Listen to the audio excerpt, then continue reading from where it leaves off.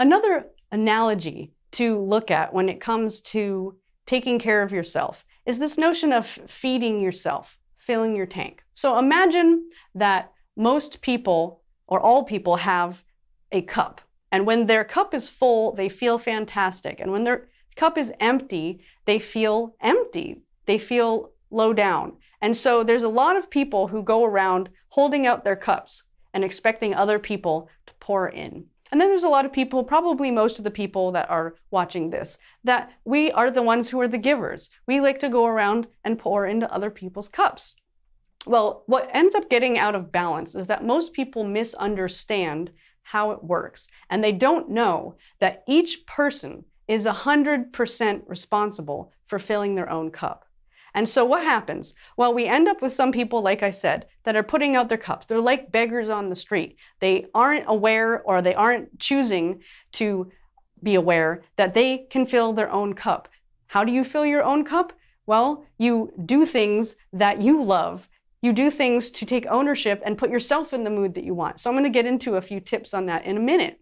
But there's good news. Because if you're one of those people that gives and gives and gives and gives, and you self-sacrifice, and even if you have very little in your cup, you still trying to summons it within you so you can pour into those around you. And sometimes when you do that, you actually fill your cup, because it can be very gratifying to give. So there's nothing wrong with giving, but the problem is if you just keep giving and giving and giving, and you're not refilling yourself, then you get depleted and you have nothing left to give. Whereas if you focus on filling your own cup, then you will overflow and you will have plenty to give. And so the good news that for the beggars, if you stop feeding the beggars, you can also at the same time let them know that they have the ability to fill their own cups. They can do it themselves. They don't need you. I know it feels good to be needed, but nobody needs you. And in the most extreme cases, people I've known that ultimately are filling people's cups so much that they're enabling them, that they're creating dependency. When they get so sick that they can no longer help the person, or God forbid they die, that person then steps up to the plate and takes care of themselves. So they can do it. So that's the good news. The good news for you, if you are one of these people who's a giver and a self-sacrificer and wants to be able to give to other people and help them fill their cups, the good news is that not only can you keep doing that, but that by making simple changes in your life, you're going to be able to be so full that you will be overflowing onto the people that you want to be helping. And so you have another option. Instead of just giving and giving and giving and not having them understand that they have the ability to fill their own cups, you can learn how to empower them by letting them know that they can do it themselves, by helping them to do the things in their life that honor them, that will fill their own cups. So what are some of the things that you can do to fill your cup, or that you can teach other people to do to fill their own? And so what are those? One is to do what you love.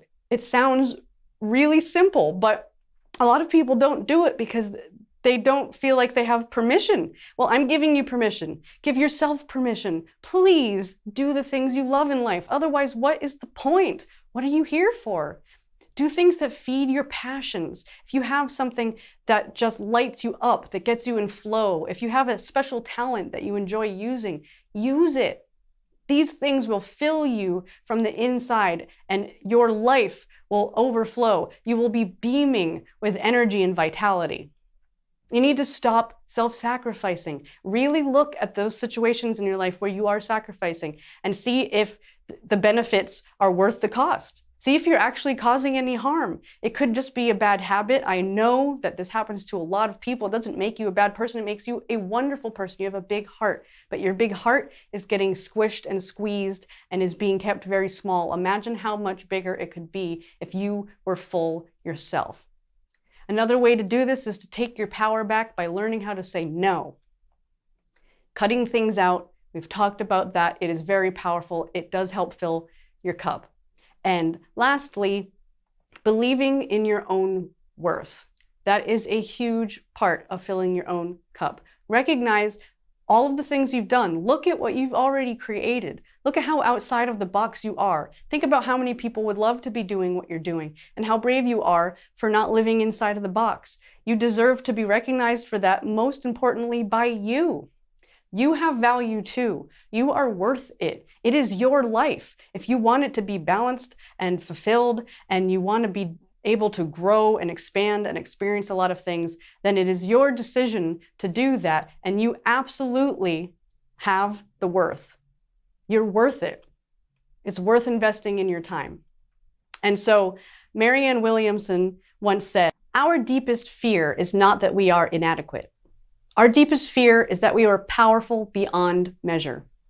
Your playing small does not serve the world. As you let your light shine, you unconsciously give other people permission to do the same.